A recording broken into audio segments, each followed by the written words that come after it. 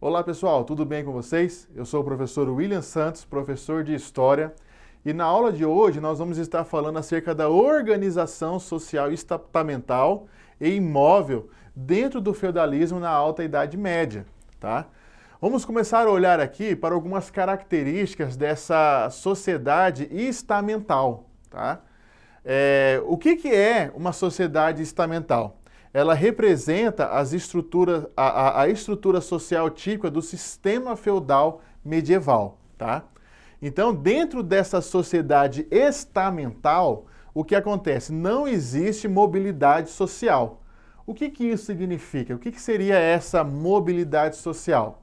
Significa que dentro da estrutura organizacional dessa sociedade, não tem como nenhum indivíduo ascender a um degrau acima dele. Vamos supor, um escravo nunca vai conseguir ser um senhor. Um escravo nunca vai poder ter uma terra, né? Só que aqui a gente não pode falar de escravo, porque escravo é algo característico ao Império Romano. Aqui nós estamos falando de feudalismo, então é servo, tá? Servo porque ele era dedicado aos afazeres do campo.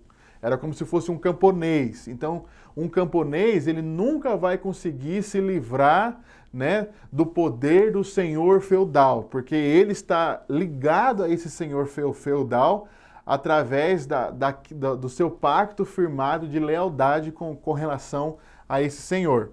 E é marcada também pela posse de bens. Só que essa posse de bens aqui, como nós podemos observar aqui, nunca chegava aos inferiores, aos menos privilegiados. Então, essa posse de bens aqui, ela sempre chegava ou para o senhor feudal, para os nobres, para os reis, ou também para a instituição que tinha na época, que era a Igreja Católica. Diferentemente de uma sociedade estratificada. Uma sociedade estratificada, ela é caracterizada pela mobilidade social. Vocês se lembram de qual sociedade antiga, que a gente pode falar assim, que tinha essa mobilidade social? O Império Romano. O Império Romano ele tinha essa mobilidade social porque ele permitia ao escravo pagar a sua dívida e comprar a sua liberdade.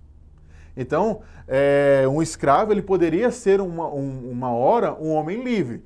É certo que os meios para poder alcançar essa liberdade não eram meios fáceis, demoravam um certo tempo, mas tinha essa mobilidade social, né? Na Grécia também, nós encontramos também essa mobilidade social em Atenas. Em Atenas, o escravo também ele podia comprar a sua liberdade, diferentemente, né, da outra cidade-estado da Grécia, que era Esparta, que era uma sociedade xenofóbica. Então, você era um escravo, você vai ser um escravo para o resto da vida. Tanto que um escravo não era chamado de escravo, né? Ele recebia o nome de ilota. E também uma sociedade estratificada, ela é pautada, sobretudo, nos aspectos econômicos, né? Então, é uma sociedade voltada para o comércio, é uma sociedade voltada para a expansão territorial, né?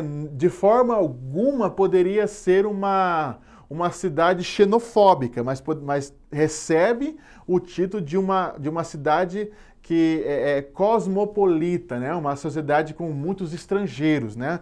Uma sociedade com muitos estrangeiros, diferentemente da sociedade estamental. Na Idade Média, né, a sociedade feudal ela era hierárquica, então ela era dividida basicamente na figura do rei, do clero, da nobreza e dos servos, tá? Então o rei estava aqui no ápice da pirâmide, ele era o senhor, ele era possuidor de uma vasta extensão territorial, né, de terras.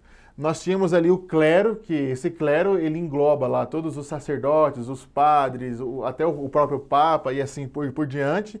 Nós encontramos aqui a nobreza que recebia terras do rei, tá?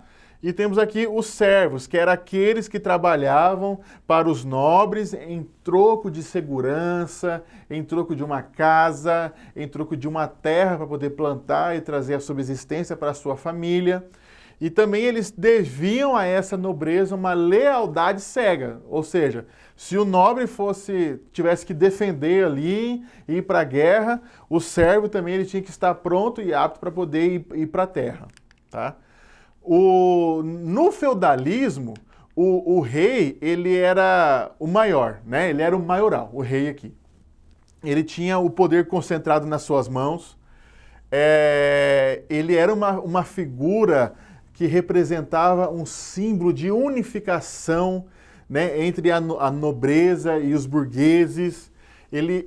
A nobreza toda, ela representava os detentores das terras, da riqueza da época, que eram denominados como senhores feudais. Nós encontramos aqui o clero, como eu falei para vocês, que era formado por homens da igreja, que representava o poder da religião. Nós temos aqui os servos ou plebeus.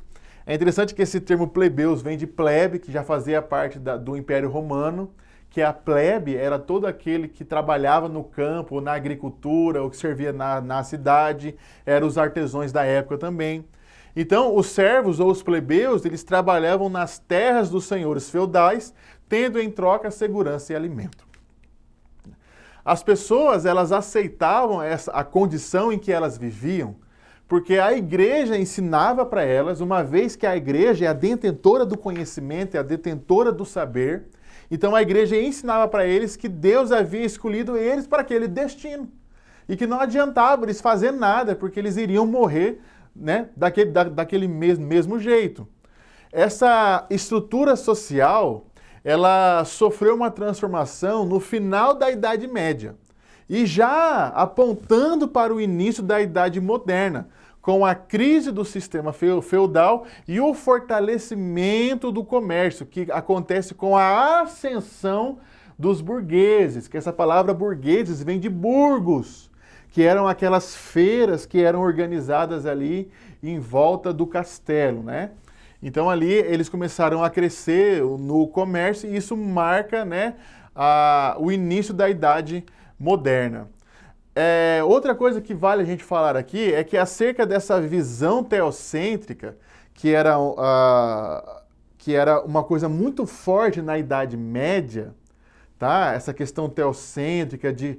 O que significa essa palavra teocêntrica? Significa que Deus está no centro.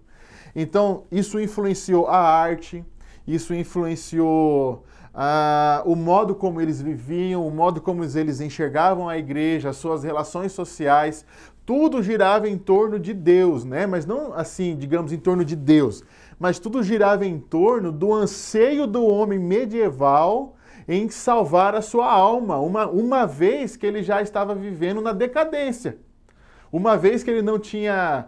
que ele era um servo que vivia mais como um escravo do que como um servo. Então a única esperança dele estava no céu.